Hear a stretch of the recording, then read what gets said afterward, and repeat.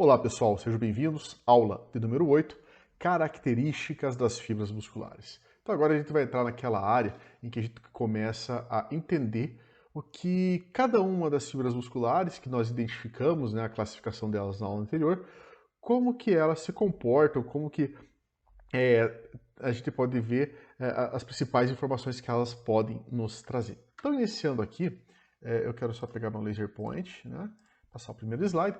O que a gente tem em relação aos aspectos estruturais das fibras musculares esqueléticas? Então, os três tipos puros que a gente já viu, né? A tipo 1, fibra tipo 2A, fibra tipo 2X, em relação ao diâmetro dela. A tipo 1, ela é pequena. A tipo 2, ela é a intermediária. E a tipo 2X, a gente vai ver que o diâmetro dela é maior, é considerado grande. Enquanto a densidade mitocondrial, aqui na segunda linha dessa tabela, a gente vai ter que, em relação à densidade mitocondrial, né, a quantidade de mitocôndrias que essa fibra possui, a do tipo 1, ela tem alta densidade mitocondrial. A do tipo 2A é intermediária, a do tipo 2X é baixa. Olha que interessante isso. Com relação à densidade capilar dela, de capilarização, do tipo 1 é alta, a do tipo 2A intermediária, 2X é baixa. E conteúdo de mioglobina, a do tipo 1 é alta, 2A intermediária, 2X é baixa. A gente passa agora a ver os aspectos funcionais dos três tipos de fibra principal que a gente pode observar no músculo estriado esquelético, né? Então, com relação à velocidade de contração, a do tipo 1 ela é lenta, do tipo 2A é rápida e a do tipo 2X também é rápida. Produção de força e potência, assim como a gente viu na aula anterior, aquele gráfico final, né, que fazia dos gráficos finais que faziam menção a isso, né? A do tipo 1 a gente vai ver que a produção de força é baixa. Já a do 2A, ela é intermediária e a 2X é alta, né? É mais alta, né, a produção de força e de potência dessa fibra. Em relação à resistência à fadiga, aí se invertem as coisas. A do tipo 1, ela é realmente uma fibra mais resistente à fadiga, né? Então ela tem uma alta resistência à fadiga. A do tipo 2A é intermediária, a do tipo 2X é baixa. Em relação a aspectos metabólicos, bastante importante, né, para nós aí que trabalhamos com exercício, né, isso, a atividade física, exercício é bem interessante a gente estar identificando. Então, conteúdo de glicogênio, né, a do tipo 1 é baixo, tipo 2A é alto e do tipo 2X é alta também. Estoques de triglicerídeos do tipo 1 é alto, 2A intermediário, 2X é baixo. Em relação às enzimas ATPase, a do tipo 1 é baixo, do tipo 2A é alto, 2X é alto. Atividade enzimática glicolítica, lembra lá quando a gente falou de energia para produção de ATP para contração muscular? Né? A gente tem que a do tipo 1 é baixa a atividade enzimática glicolítica dela. Em compensação, a do tipo 2A é intermediária, 2X é alta atividade enzimática glicolítica presente nessa fibra. A gente inverte a situação quando a gente fala em relação às enzimas oxidativas, mais focadas na via metabólica aeróbia, né? Então a gente tem o tipo 1 sendo alta atividade enzimática oxidativa, do tipo 2A intermediária e do 2X é baixa. E aí, como resuminho, para fechar essas tabelas que eu acabei de apresentar para vocês, as fibras do tipo 1 apresentam um perfil mais aeróbio, né, menor capacidade de gerar força e potência. Enquanto as fibras do tipo 2X apresentam um perfil mais glicolítico, anaeróbio, com grande capacidade de gerar força e potência. As fibras do tipo 2A apresentam um perfil então intermediário, ou seja, apresentam características aeróbias e anaeróbias, possuem alta capacidade de gerar força e potência. E aí eu apresento para vocês, esse estudo é muito interessante do Andrew Galpin e colaboradores, né? Um estudo de 2012, vai estar disponível para vocês esse estudo na íntegra. Né? E nessa tabela aqui, o que eles apresentam para a gente?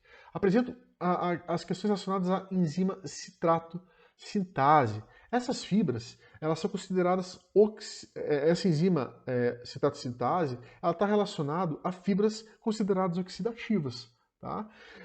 Controla o primeiro passo do ciclo de Krebs, também conhecido como ciclo do ácido cítrico. Né? Então, eles foram observar, né, a relação entre essa enzima citrato sintase e a proporção dela nos diferentes tipos de fibras musculares. Então, o que eles observaram? Que as atividades de enzimas oxidativas, ela é maior nas fibras do tipo 1 e vai diminuindo quando se chega nas fibras do tipo 2X, sendo a intermediária aqui a 2A, no patamar realmente intermediário. E é legal que esse artigo ele traz, né, essa isoforma a partir da técnica de eletroforese, né, em gel. Então é bem interessante que ele comprova realmente ali as isoformas que foram expressas, né, em relação aqui a essa enzima citrato sintase. Outro gráfico, né, outra informação que esse mesmo artigo nos traz é a enzima glicolítica GAPDH, né, então a sigla dessa enzima para a gente, né, anaerobic cytosolic enzyme, né, então uma enzima citosólica anaeróbia, né, ela é maior aonde? Maior nas fibras que contém a cadeia pesada da miosina do tipo 2X. Então, ao contrário do que a gente viu no gráfico anterior, né, aqui quando eles analisaram a GAPDH, a resposta foi diferente. As fibras do tipo, as enzimas, né, do tipo 2X foram maiores no 2X em relação a 2A e em relação a do tipo 1. E aqui só, né, tá errado a digitação, enzima aqui anaeróbia, tá? Então só para fazer essa menção, a correção aqui no slide que eu construí aqui, tá bom? Então é uma enzima anaeróbia, né? Anaerobic cytosolic enzyme, tá bom? Em relação à capacidade funcional das fibras, né, as fibras musculares esqueléticas foram estudadas de forma individual, né, por seu desempenho contrátil nesse estudo aqui também, tá? Do 2012 do grupo aqui do Galpin e demais colaboradores, tá? E a potência, ela foi normalizada e foi verificado o seguinte, olha, o 1/2A, ela pode ser 2 vezes maior do que a do tipo 1. Olha que interessante isso. Se eu comparar com a forma ali, né, da MHC2A, eu vou ter 6 vezes mais produção de força do que a do tipo 1. E ainda, quando ele comparou com a 2A/2X, que é essa daqui, ele chegou a uma conclusão que ela produz 12 vezes mais força do que a fibra do tipo 1. Né? Então, mostrando realmente aquilo que a gente acabou de mostrar nas tabelas, que essa fibra, que as fibras em relação à produção de força e potência, a 2A/2X foi maior do que a 2A e que foi maior do que a do tipo 1, né? Então, se a gente for normalizar, seria 12 vezes maior essa produção de força e potência em relação à fibra do tipo 1. É um dado bem interessante desse estudo aqui, tá bom? Então, de maneira muito simples, pessoal, o que a gente tira de conclusão a respeito dessas informações que a gente está passando para vocês nesse momento? Nós temos as fibras do tipo 1, tipo 2A, tipo 2X, né? E à medida que a gente vai caminhando aqui da esquerda para a direita, o que eu tenho? Eu tenho a fibra do tipo 1 mais vocacionada, por assim dizer, à aptidão aeróbia. Aqui, a tipo 2A, ela seria um intermediário nessa questão aeróbia-anaeróbia, né? E a do tipo 2X ter uma vocação maior, uma aptidão para as questões anaeróbias. E em relação à resistência e à força, o que a gente tem é a fibra do tipo 1, ela é mais resistente. A do tipo 2A, ela é a intermediária, enquanto, pensando em força, a fibra do tipo 2X é a que mais produz força. E, obviamente, né, que fazendo um compilado disso tudo, o que a gente tem? Que atividades com aptidão aeróbica e resistência são mais vocação da do tipo 1, né, a fibra do tipo 1. Enquanto aqui a fibra do tipo 2X, ela é a mais vocacionada, mais direcionada para as questões relacionadas à força, potência, aptidão anaeróbia. Tudo bem? Aqui interessante, eu trouxe para vocês esse estudo, tá? Publicado em 2020, é um estudo recente. Né? Esse artigo ele mostra que se você faz exercício, né, resistido a vida inteira, o seu nível de mitocôndrias é extremamente elevado em relação aos sedentários. Olha que bacana isso. Você tem mais mitocôndria do que o sedentário. Então aquela questão, poxa, mas será que se eu fizer exercício resistido vai interferir na minha quantidade de mitocôndrias? Não. Né? O que se tem nesse estudo extremamente recente, publicado no International Journal of Sports Medicine, né? Pelo Perry e demais colaboradores, né? Você vê justamente isso. Opa, quem faz treino resistido permanece com uma densidade mitocondrial elevada à medida que ele vai chegando, né, ali a terceira idade, por assim dizer, né, a fase mais idosa da vida dele. Né? Por exemplo, mesmo sedentário, olha que bacana aqui essa linha dos sedentários em relação à densidade mitocondrial muscular. Mesmo sedentário, tá, aquele que fizer de 8 a 12 semanas de treinamento resistido, essa pessoa também passa a aumentar a quantidade de densidade mitocondrial dela. Então aquele conceito antigo que se tinha, né, que nós vamos ter benefícios aeróbios ou não com resistido resistido, a gente vê aqui que aparentemente mantém uma alta densidade mitocondrial baseada nos dados desse estudo. Isso pode ser claramente visto nesse gráfico apresentado aqui no ano de 2020, um artigo recente. Né? Ainda evoluindo um pouquinho mais, trazendo esse estudo do Hoffman e Nader de 2004, que também vou disponibilizar para vocês, olha que interessante. Aqui o que a gente tem? Bom, um mecanismo mais ou menos que mostra em relação à hipertrofia, né, as vias que estariam relacionadas à hipertrofia e vias relacionadas à atrofia muscular, o desuso, né, muscular. E o que talvez a gente poderia tirar proveito disso? Basicamente, o que se tem? As proteínas aqui, a AKT, ela está estritamente relacionado ao momento em que eu posso ir tanto para a hipertrofia quanto eu ter transferido talvez a via para atrofia muscular. Né? Aqui só para fazer menção a essa primeira imagem, né, o que a gente tem? Que na atrofia a gente tem uma diminuição das proteínas miofibrilares, né? Então você diminui a área de secção transversa do músculo, né? Diminui o tamanho, enquanto na hipertrofia você tem um aumento de proteínas miofibrilares, aumento da actina e miosina, por exemplo, né? E você tem um aumento ali da área de secção transversa do músculo, tem um aumento muscular. Tá? E esses estudos tá, propõem, dentro dessa revisão elaborada pelo Hoffman ali, ela propõe o seguinte, quando ele apresenta essa estrutura aqui no seu artigo. Ela propõe que a AKT é a força de equilíbrio entre a atrofia e a hipertrofia muscular.